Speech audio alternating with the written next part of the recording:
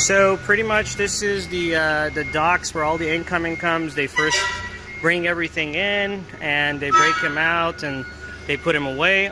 The goal is to add RFID sensors on dock number 13 and 14 so that as they put the pallets inside the truck, we can log and validate the outgoing on 13 and 14.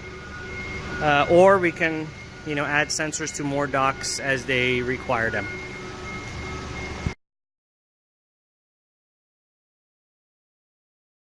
So here we are at the facility and we are working on validating this pallet.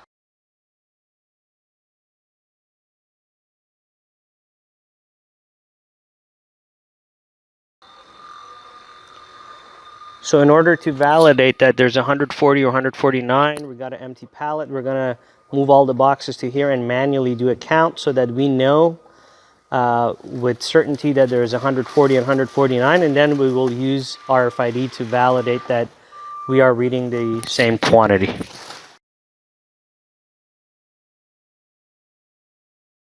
Testing purposes, we're going to set up like a virtual dock. We measured the width of the dock. It's about 108 inches across. So we're going to make that into like an artificial pillar so we can have that's the RFID antenna. We're going to have one antenna on this side, one antenna on this side, as if this is the dock door that these are going to go through. Possibly one antenna here, one antenna here, one antenna here, one here. We can have up to 8 antennas, but we may be able to get away with just 2 or possibly 4. We already did a quick test with just waving the antenna around, and we read 139, which is 100% of the validated content of this pallet. So we've already validated that it reads 139. We're just going to now make it a little bit more realistic and make it the same size as the dock doors and put the antennas at the actual distances where they're going to be installed to validate that it will read when the antenna is further away, as if it's the dock sides. And we're reading the pallet with 1, 2, 3, 4 antennas. They take turns, 1, 2, 3, 4. So they keep reading in this fashion. So we did an additional test. So with one reader and 4 antennas, they don't all read simultaneously. So and then using this splitter, it loses about 1 dB of power. But if we put a dedicated reader, 1, 2, dedicated reader and antenna on each one, and they all read simultaneously, we were able to validate that we get about 134, which is about 96% with the existing RFID tags. So here's a comparison of the existing RFID tag. The existing RFID tag is this. So with this RFID tag, we're getting about 96%, which is a fraction of the size of this RFID tag. So if we use a tag that's more similar to this is about 3.9 by 1 inches. There is a smaller version of this too, but that has a 40-foot read range. If we use this, we're going to be well into the 100% read range.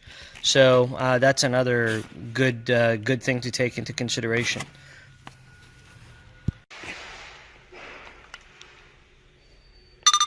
So here's a quick read distance test so you can compare the existing RFID tag versus a good RFID tag. This particular tag stops reading at about, what's your distance? 11 feet. 11 feet is the read distance for this particular tag. Come closer. So stay there, go back. Go back where it starts to read slower and slower, but still reads every couple of seconds. 11? Yep. Come closer. 10? Come at 10? Exactly 10 feet. Yeah, so about 10 feet is when it starts to max out for the read distance on this particular tag. Alright, so now let's stop the reader and hold this for a second. Now we're going to put a good RFID tag on this product. Let's say this one. And we'll see how far this one can read. So go back, go, go, go, go.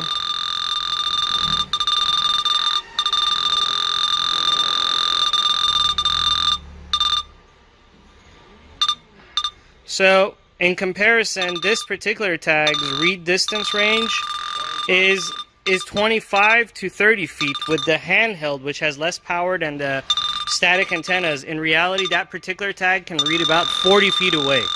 It's still reading strong, if you see. So if you use better RFID tag, we can easily get 100%. Yeah, I mean, you're at like 30 feet away. Go more to the left. Yeah, I mean, he's at like 30 feet away, and we're still reading it fine with a weak handheld. So that's it, just to demonstrate that you could read much better and get a better accuracy with a bigger, better RFID tag.